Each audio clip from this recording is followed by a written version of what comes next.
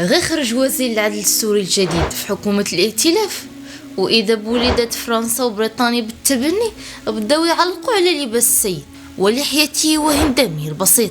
بالطبع هذا حال التافهين واللقطاء، يتركون الجوهر ويمسكون بالقش. أولا التواضع من شيم العظماء، والبساطة من شيم الكرماء والأتقياء. اللباس خاص يكون أصلا بهذا الشكل، لا يدج العورة، وهذا لباس أبائنا وأجدادنا، وهو دليل على مروءة الرجل. حنا أصلا ما كيهمناش اللباس ديالو بقدر ما كيهمنا عدلو بين الناس. ولعل مرقعة عمر بن الخطاب خير دليل، كان رضي الله عنه ذو لباس جد بسيط مرقع، ومع ذلك اسمه وذكره ملأ الآفاق، بل شهد بعدله الأعداء قبل الأصدقاء.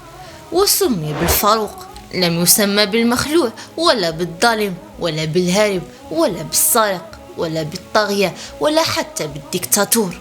فأين وزراءكم الذين حكموا بربطة العنق والبروتوكول وعملية التجميل وعطور باري والتحالفات وبيع الدماء؟ لا يذكرون إلا في الكتب المدرسية غصبا، وفي نشرات الأخبار والقنوات المدفوعة، لأن التاريخ لا يعرف المجاملة، كيبقى غير المعقول. درتي شي حاجة زوينة غيذكرك التاريخ في صفحات من ذهب، درتي شي حاجة خايبة من زبالة التاريخ في انتظارك. شافوا اللحية وهما يتخلعوا وليدات فرنسا، قلبهم رهيف مساكن تعودوا على وزراء وجههم رطب من وجه إليسا معرقين فلوس الحرام. حناكم بحال الطبل، تعودوا على الوزراء اللي بطونهم دلية بحال الطبلوش، يركبون السيارات الفخمة، يلبسون الماركات والساعات الغالية، مما ينهبون ويسرقون. تعودوا على وزراء يبدأون كلامهم بالعلاقات الرضائية وبستالين ولينين ونظرية التطور والليبرالية والرأسمالية. تعودوا على وزراء لا يذكرون الله ولا يصلون إلا في المراسيم وأمام الكاميرات. تعودوا على وزراء لا يعرفون من الدين إلا الاسم. لم يتعودوا على وزراء يخرج الكلام على ألسنتهم مرطبا عذبا سلسا. لم يتعودوا على وزراء يبدأون كلامهم بالقرآن وينهونه بالقرآن. وجوههم مشرقة منورة، فسبحان الذي زين الرجال باللحى وزين النساء بدونها.